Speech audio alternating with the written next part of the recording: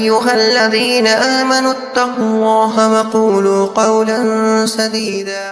بسم اللہ الرحمن الرحیم. آپ کو ایک حدیث کا ایک چھوٹا سا ٹکڑا بتا دوں، سننا بہت ضروری ہے، سنیں گے تو آپ کا فائدہ ہوگا انشاءاللہ. ابو ہریرہ رضی اللہ تعالیٰ عنہ سے ایک صحابی نے کہا کہ آپ کو جو حدیث سب سے زیادہ یاد ہو، جو آپ کے سب سے اقرب ہو، وہ آپ سنائیں. ابو ہریرہ رضی اللہ تعالیٰ عنہ کی آنکھوں سے آنسو جاری ہو گئے اور وہ بے ہوش ہو گئے. صحابہ حیران ہو گئے کہ ایسا کیا مسئلہ ہے، ہم نے تو کہا تھا آپ حدیث سنائیں جو آپ کو سب سے زیادہ اچھی یاد ہو، جس کو آپ سب سے زیادہ یاد رکھتے ہو، وہ آپ بتائیں. تو بے ہوش ہو گئے، اس کے بعد ہوش آیا، پھر بے ہوش ہو گئے، اس کے بعد ہوش آیا، پھر بے ہوش ہو گئے. ابو ہریرہ رضی اللہ تعالیٰ عنہ نے فرمایا کہ وہ ایسی حدیث ہے کہ میں اگر سوچتا بھی ہوں تو میری روح کانپ جاتی ہے. اس حدیث کو یاد کر کے رویا کرتے تھے. صحابہ نے پوچھا اے ابو ہریرہ کون سی حدیث ہے؟ اس کی وضاحت فرمایا اللہ کے رسول نے فرمایا تھا کہ سب سے پہلے حساب علماء کا ہوگا اور سب سے پہلے جہنم میں بھی علماء جائیں گے میری امت کے. ابو ہریرہ رضی اللہ تعالیٰ عنہ اس حدیث کو سوچ کر رویا کرتے تھے، بے ہوشی طاری ہو جاتی تھی. وہ حدیث کا ایک ٹکڑا، اس میں 3 لوگوں کا ذکر ہے، اس کے بعد پھر ذکر کیا ہے بخیل کا، اس کے بعد تذکرہ ہے اور، لیکن میں صرف بات کر رہا ہوں اس بات پہ کہ اگر عالم کوئی ہے تو اس کا حساب سب سے پہلے لیا جائے گا، اور اگر دوزخی ہوگا تو سب سے پہلے اس کو دوزخ میں بھی بھیجا جائے گا.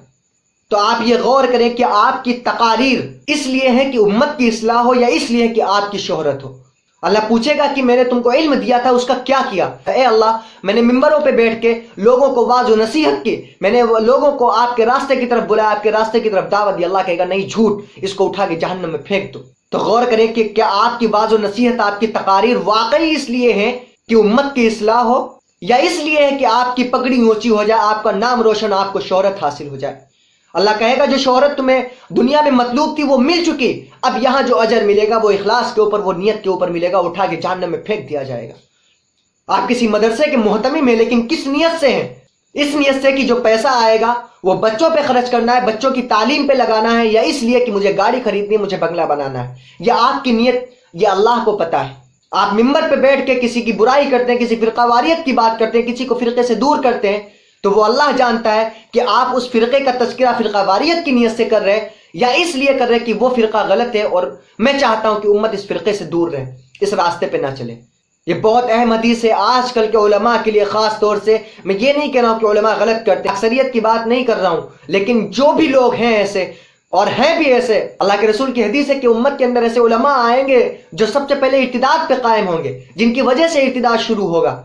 تو میں یہ کہتا ہوں کہ جو بھی علماء، جو بھی عالم ایسا کرتے ہیں، ان کو اپنے گریبان میں جھانکنے کی ضرورت ہے کہ آپ کی تقریریں مؤثر کیوں نہیں ہو رہی، آپ کی تقریروں میں وہ اثر کیوں نہیں، عوام آپ کی تقریریں سن کے اپنی اصلاح کیوں نہیں کرتی، عوام آپ کی تقریریں سن کے آپ کا مذاق کیوں بناتی ہے، اور آپ جب راستے میں چلتے تو آپ کی بدنامی کیوں ہے، آپ کو بے عزت عوام کیوں کرتی ہے. یہ ہمیں جائزہ لینے کی ضرورت ہے. عوام کی خامیاں اپنی جگہ پہ ٹھیک ہے، لیکن ہماری جو خامیاں ہیں وہ ہمیں دیکھنا ہے.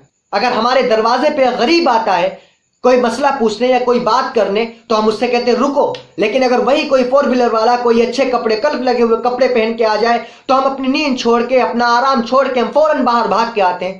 اس کا مداوع کون کرے گا؟ اس کا علاج کون کرے گا؟ وہ غریب بیٹھا ہوا دیکھ رہا ہے کہ مجھ سے تو انتظار کروایا، لیکن ان سے بڑا کوئی انسان آ گیا، کوئی شخص آ گیا، پیسے والا آ گیا، تو یہ اپنی آرام کو چھوڑ کے باہر آ گئے. اس کا علاج کون کرے گا؟ گھر میں جاتے ہیں تو علامہ کی طرح داخل ہوتے ہیں. بھائی وہ آپ کا گھر ہے، وہاں آپ کے والدین رہتے ہیں، آپ کے بھائی بہن، آپ وہاں وہی اسی حیثیت سے جائیں جو آپ کی حیثیت آپ کے ماں باپ کے لیے ہے. آپ کل بھی ان کی اولاد میں شامل تھے، آج بھی ان کی اولاد میں شامل ہے. ان کے سامنے کوئی عالم بن کے، کوئی مفتی بن کے، کوئی شیخ بن کے، کوئی پیر بن کے، کوئی علامہ بن کے نہ جایا کریں. ان کے سامنے جائیں تو وہی عاجزانہ انداز ہونا چاہیے کہ ہاں واقعی یہ میرے والدین ہیں، ان کے سامنے سر جھکانا، ان کی اطاعت کرنا. اس کے بعد سب سے پہلا جو میرا فرض ہے، میرا حق ہے، وہ یہی ہے. میرے دوستوں میں الزام نہیں لگا رہا ہوں، میں یہ فیکٹ بتا رہا ہوں. مجھے عالم کو کہنے کی اجازت مجھے نبی نے نہیں دی، اس لیے میں نہیں کہہ سکتا. عالم کا علم صحیح ہے، لیکن عالم کی ذات تو غلط ہو سکتی ہے. تو اپنی ذات کو کھنگالنا ضروری ہے، اپنی ذات کو سنبھالنا ضروری ہے، ورنہ یہ جو امت کے اوپر جو خطرہ منڈرا رہا ہے، امت کی جو حالت ہے، اس کے ذمہ دار ہم ہی ہیں. ہماری بات عوام نہیں مانتی، نظر انداز کرتی ہے، اس کی وجہ ہم ہیں.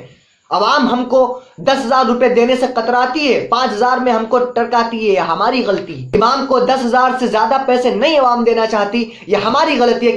کیونکہ ہم نے دین کو، ہم نے خود اتنا پست کیا ہے کہ عوام کے دل سے دین کی اہمیت نکل گئی، عوام دین کو سمجھنا ہی نہیں چاہتی، عوام اسلام کو پڑھنا ہی نہیں چاہتی۔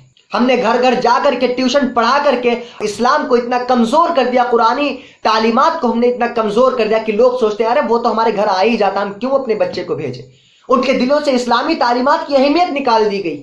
یہ ہماری غلطیاں ہیں، 5,000 روپے پہ ہم امامت کرنے لگتے ہیں، یہ ہماری غلطی ہے۔ اگر آپ کو امامت کرنی ہے، دین کی خدمت کرنی ہے، اور بہتر یہ کہ آپ کوئی باہر اپنا کام ڈھونڈے، کام کریں، انشاءاللہ جب آپ اپنے کام کر کے اپنا پیسہ کمائیں گے، اپنا پیٹ چلائیں گے، عوام کو آپ کہہ بھی سکتے ہیں کہ بھائی میں امام ہوں مسجد کا، آپ کا نوکر نہیں ہوں۔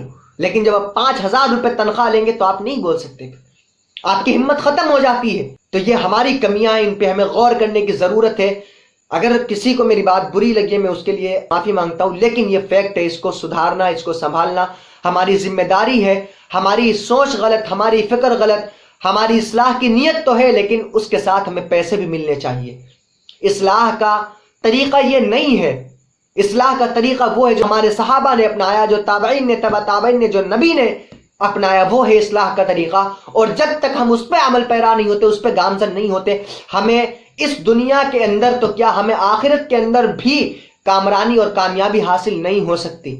اس لیے میری گزارش ہے آپ تمام حضرات سے، اور خاص طور سے علماء سے، جو خصوصاً جو نئے فارغین ہیں، جو نئے فضلاء ہیں، ان سے کہ اپنی نیتوں کے اندر خلوص پیدا کریں۔ مدارس کے اندر بھی آج کل سیاست بہت زور و شوروں پر ہے۔ میں تمام حضرات سے گزارش کرتا ہوں کہ خدا کے واسطے ان تمام چیزوں کو چھوڑیں، ورنہ وہ وقت دور نہیں جب ہم ترس جائیں گے کہ مدرسے کے اندر ہم ایک بچے کو پڑھائیں، ایک بچہ بھی ہم کو مل جائے جس کو ہم کوئی درس دے سکیں، وہ وقت بہت دور نہیں۔ اگر ہماری نیتوں کا حال یہی رہا، اور ہماری دین کا، ہماری اسلامی تقویت کا، ہماری قوت کا یہی حال رہا، ہماری دین کی مضبوطی کا یہی حال رہا، اور ہماری نیتوں میں اسی طرح گندگیاں چلتی رہیں، اور ہماری سوچوں میں اسی طرح ناپاکیاں جنم لیتی رہیں، تو ہمیں امید ہے کہ اللہ ہم سے ناراض ہو جائے گا، ہم اللہ کو ناراض کر بیٹھیں گے، اور ناراض ہو چکا ہے تقریباً اللہ، ورنہ یہ حالات مسلمانوں کے اوپر نہیں آتے۔ ہم ناراض کر بیٹھے ہیں خدا کو، ضرورت ہے کہ توبہ استغفار کریں، اپنی نیتوں کے اندر خلوص پیدا کریں۔ اللہ ہم سب کو عمل کی توفیق عطا فرمائے، اور اللہ ہم سب کو نیک نیتی کے ساتھ دین کی دعوت کا، دین کی اشاعت کا جذبہ اللہ تعالی ہمارے دلوں کے اندر پیدا فرمائے۔ وآخر دعوانا الحمدللہ رب العالمین۔